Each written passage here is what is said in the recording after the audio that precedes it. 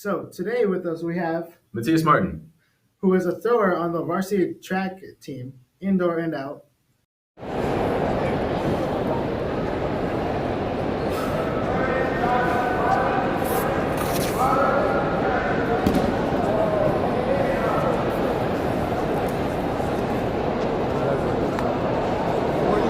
feet, 5 inches.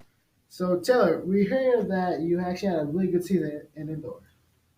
Yeah, I did have a really good season in indoor. I won the Mahal Championship, the Division Championship, and the Section Championship title. And I had quite a few first place finishes. I think I only had one or two second place finishes. That's good. That's good. Congrats. Thank you. Mr. Jay Kozlowski, I have a few questions for you today about your status as the throwing coach. Sure. When and why did you become a throwers coach? My first year coaching throws at Dover was 2012, and that followed 3 or 4 years as modified baseball coach. And when I got an opportunity to move up to the varsity level for the track team, it was something I wanted to jump on. At that level, you get to be a little more competitive. You get athletes that are a little more dedicated, and it was sort of the experience that I was looking for. And why did you start throwing?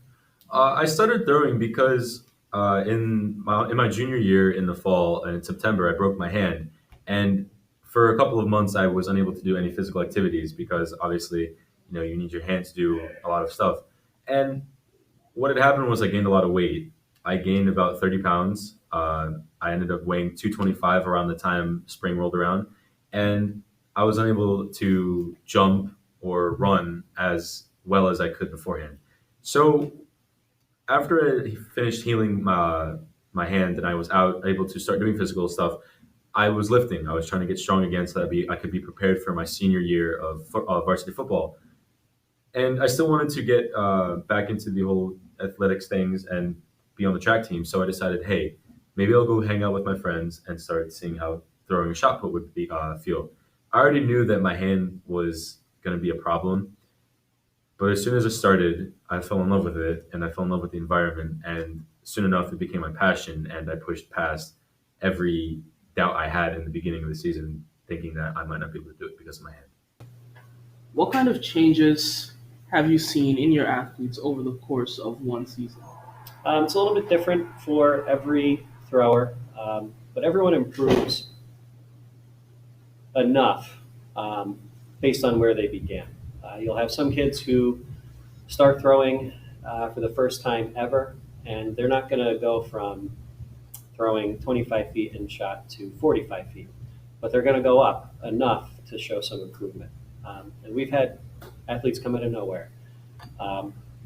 Students who had very limited experience throwing wind up throwing for big numbers in shot, big numbers in discus, huge gains. So you see a little bit of everything, some small gains, some really big gains. But everyone does improve if they show up and they work hard. Well, with all that, what is your favorite part about throwing?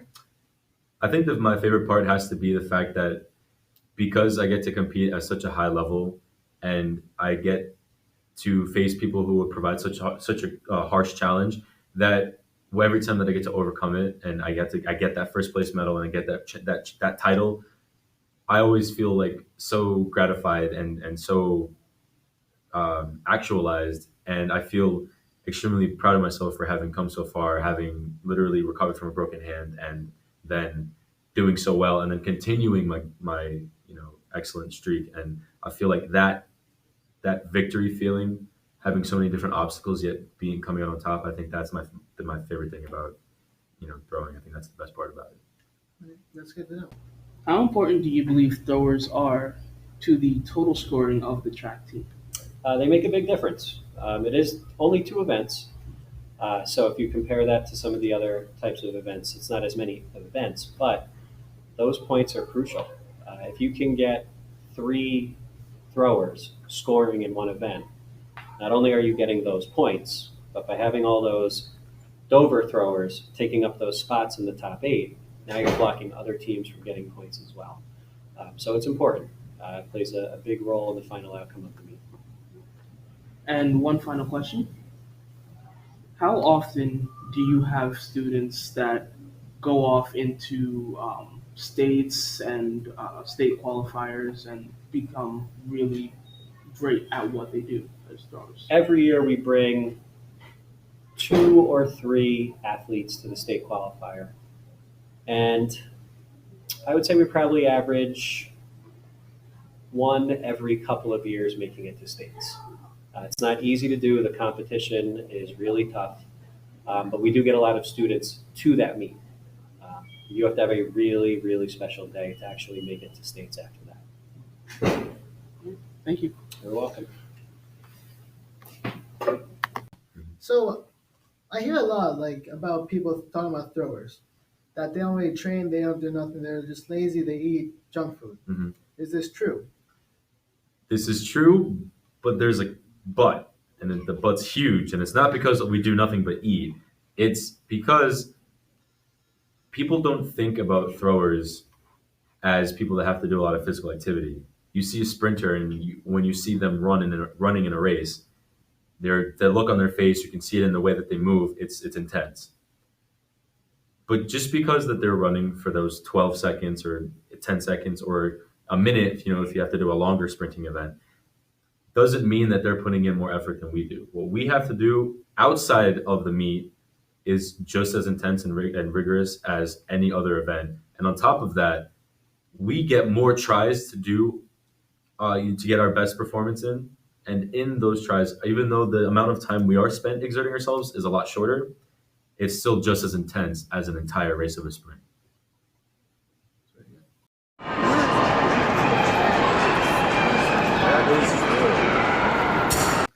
So how do you train though? Me personally, I have been working with the college level shot. Now, the college level shot is a lot heavier than a high school shot, and I say a lot, but it's only it's a 4 pound difference. But 4 pounds is a lot. And even after that, I also train with an Olympian shot, which is 4 pounds different from a college shot, which is 20. And the Olympian shot is 20 pounds.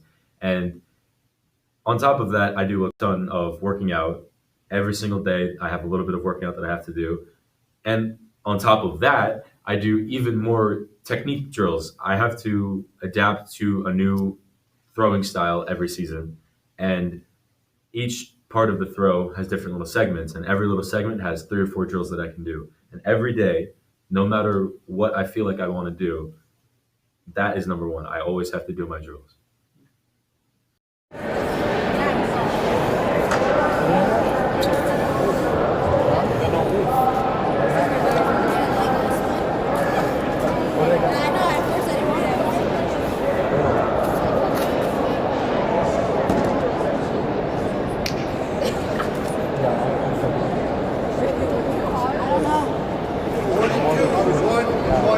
So one last question.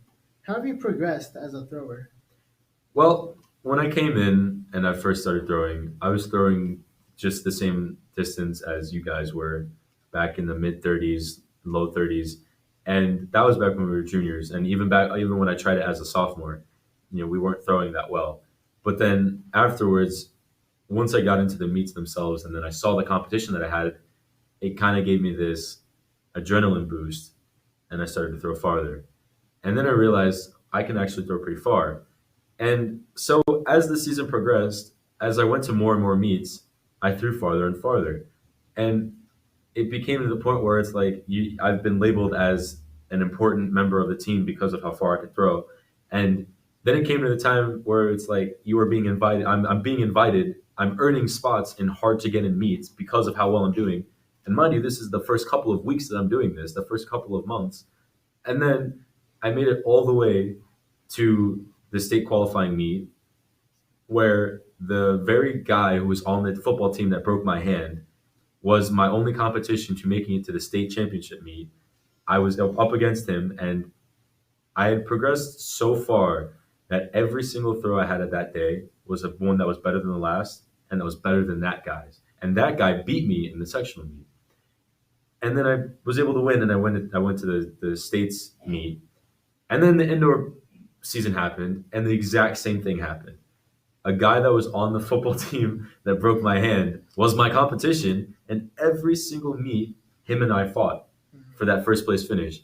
And every single meet, I threw just a little bit better than the last.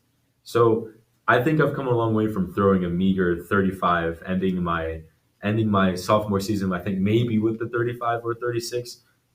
And then now having broken the school record for indoor with the 46.8 and a quarter, I think. Don't quote me on that. And coming very, very close to beating the outdoor record with a personal record of 48.3 and a quarter.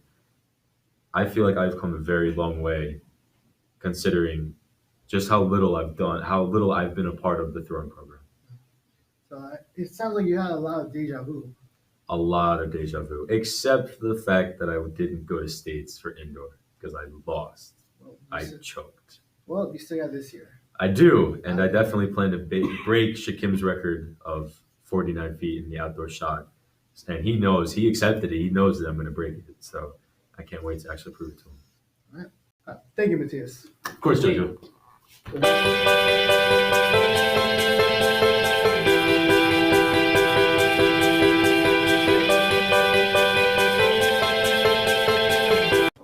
So I have a few questions for you. I broke the school record too. I should say that because that's pretty cool. Okay, that's good for you. Mhm. But we have some questions for you. Anything else you'd like to say before we? Cowabunga, dudes. So I have a question. Thank you, Matthias. It's been a pleasure. You have a terrible handshake. You want to do that again?